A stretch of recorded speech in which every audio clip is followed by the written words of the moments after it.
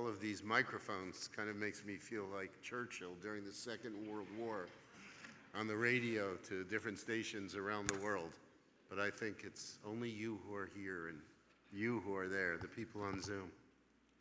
I have, before I begin my sermon, first of all, it's good to be together. It's nice to see so many of you here today when I know that all of you will be coming back tonight for Slichot. So it's usually a quieter Shabbat, but it's wonderful to have you here.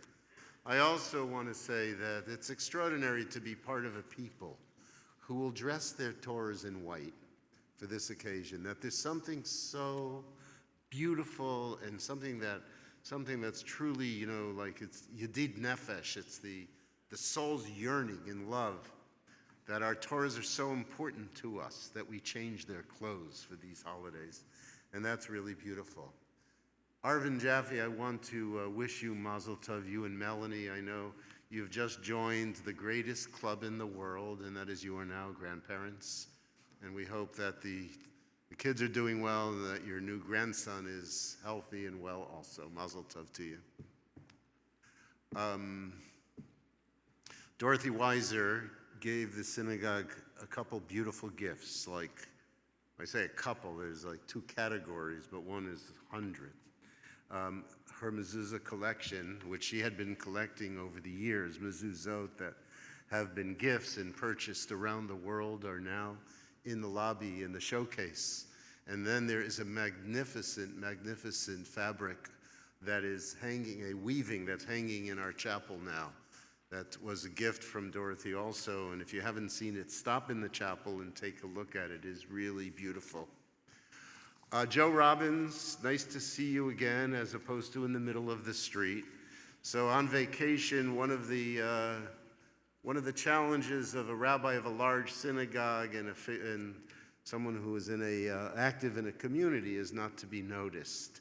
And Toby and I had dinner in Lenox, Massachusetts this summer. And after we were going to Tanglewood that evening, and we were crossing the street, and I was wearing a Panama hat, a t-shirt, and jeans, and I hear this woman running out of a restaurant, my rabbi is here. So I will tell you, Joe, I really appreciate it. And it was so good to see you then, and of course it's good to see you now too. So it's good to see you in Shul. So I know I don't need to tell anyone in this select group, it's a self-selecting group, by the way, that's here on Shabbat morning, that it's the last Shabbat of the year, the last Shabbat of 5783. It has some special weight. Tonight will be Slichot, and we'll gather with intensity as we continue and immerse in our preparations for the high holidays.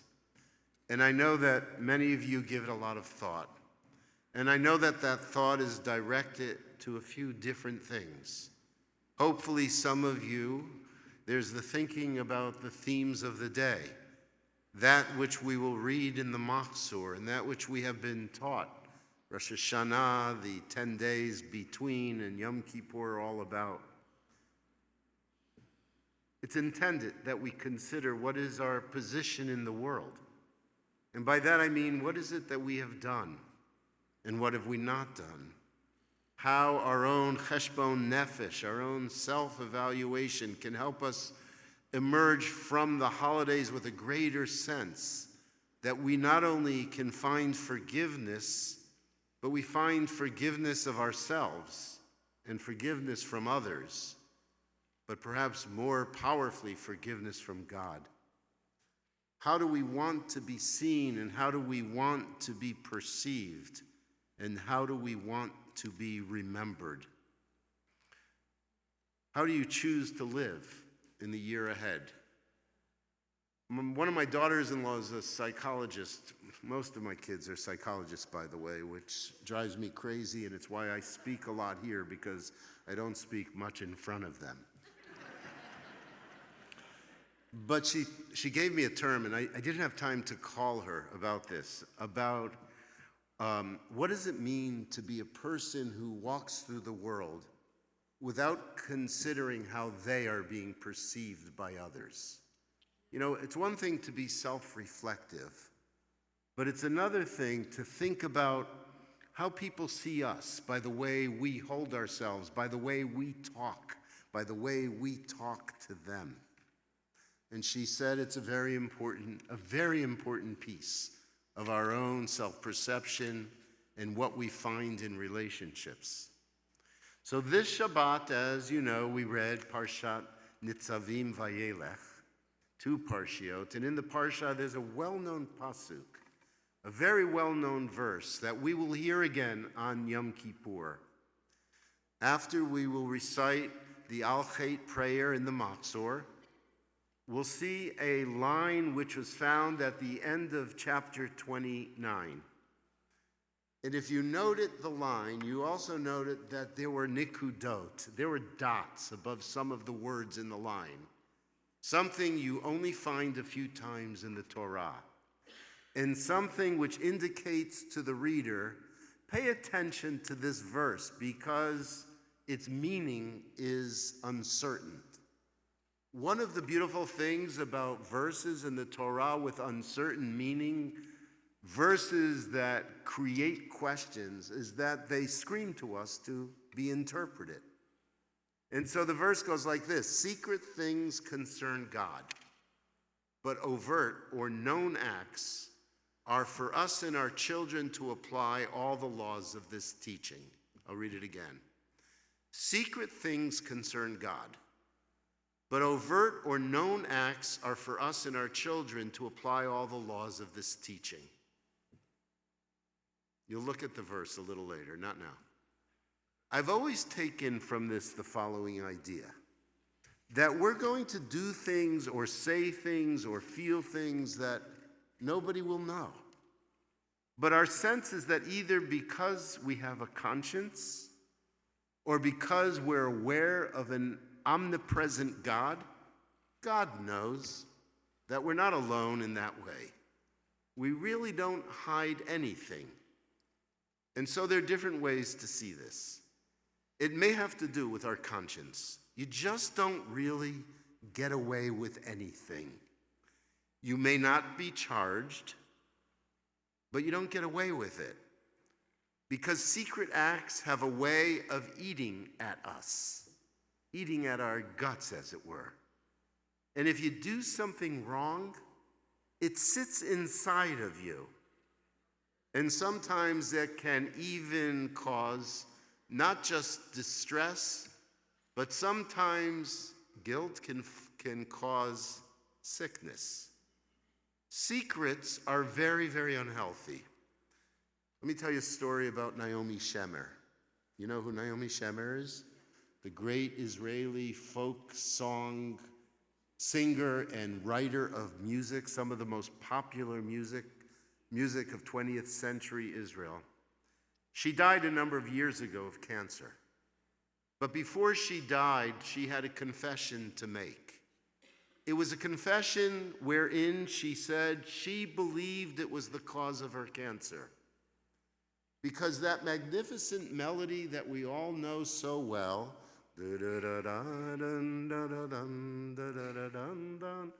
she didn't write it. She took credit for it. She borrowed it from a Basque folk song from Spain. But she never told anyone. And she lived with that. And she lived with a great sense of guilt about not having told anyone. Secrets can be very unhealthy. The second half of the verse is a little bit different. The overt acts, the things that are done which hurt other people and are seen and known. And this part of the verse speaks to human responsibility. It's a responsibility to be forthcoming and to be honest. A responsibility to be willing to say to the ones you love, to your neighbors, to others, I hurt you, and I'm sorry, and I won't do it again. It's a responsibility also for us to call out bad actors and bad actions, not to simply sit silently. It's part of our responsibility to each other when we live in a community. It's a responsibility that Jews have for one another, for our family members, and for our friends. You may remember the very famous Abraham Joshua Heschel quote. He once wrote, "In a free society, few are guilty, but all are responsible." Well, I was impressed by a commentary that was written by Rabbi Gordon Tucker in a publication from JTS about the high holidays, and I want to share it with you. Tucker brought a commentary by Ramban, by Nachmanides, who said this verse about concealed things, about the ideas and attitudes we carry which are wrong. But Ramban said it's that we're not always even aware of them. That Ramban says these secret things are even secret from ourselves, and we carry them. Tucker then brought a statement, which you may remember was made by former President Barack Obama after being criticized for his relationship with the church where Reverend Wright was the pastor in Chicago. You all remember that, right? After that, and he received so much critique, Obama delivered a very important message. It was his statement about race in America. And in this speech, he spoke about his white grandmother, who once admitted to him, to her grandson, to her black grandson, that she feared black men on the street. And not too infrequently, Obama said, he would hear his grandmother utter racist comments. We all carry racist notions.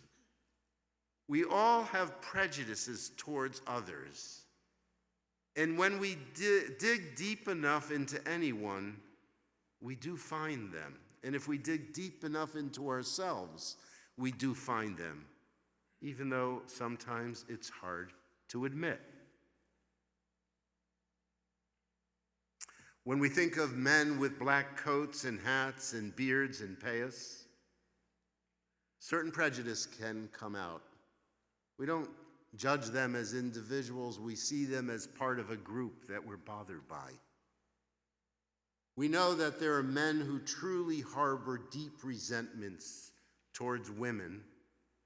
We know that there are men who objectify women. We know that there are so many people who scoff at gay people.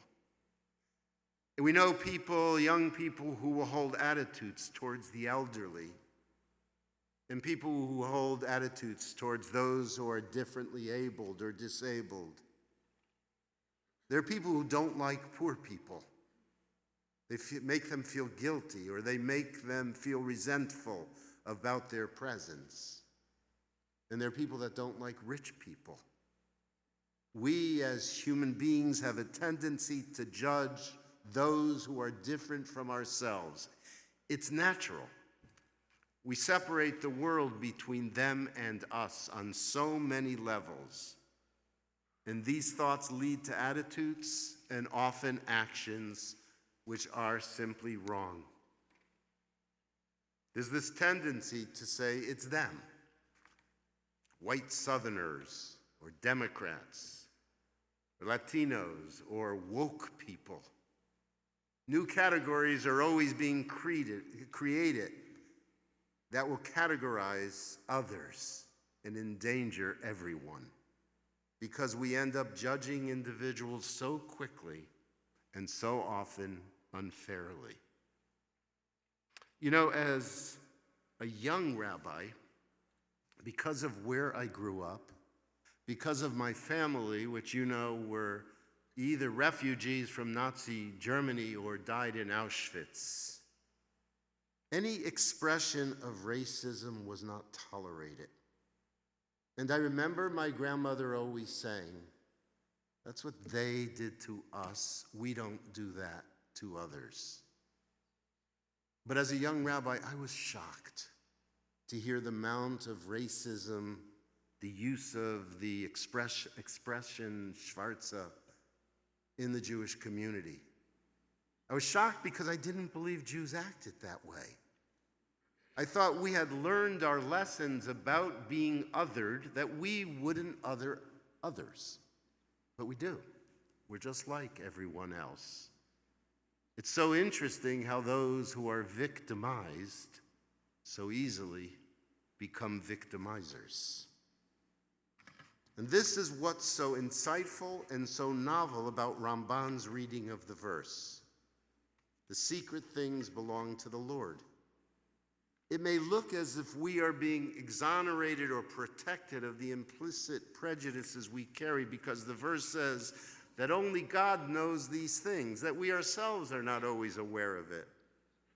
But there's a paradox here, and that is by telling us that God knows the secret things, there's an urgent fact that we harbor hidden ideas and notions and secret things, and we'd be ashamed to let them be known.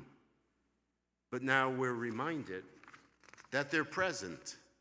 They're present in all of us, and it becomes our obligation to look at ourselves, to look deeply at ourselves, and to seek them out, to reveal that, and then to learn about ourselves and about others, and try to allow ourselves to evolve as sensitive human beings, because each one of us is different. Every one of us is different. Look, friends, one of the realities of the upcoming holy days has to do with the fact that you're imperfect, and I'm imperfect, and we're all imperfect. And we all make mistakes. We all say things we shouldn't say. We all hold on to ideas that we shouldn't be holding on to.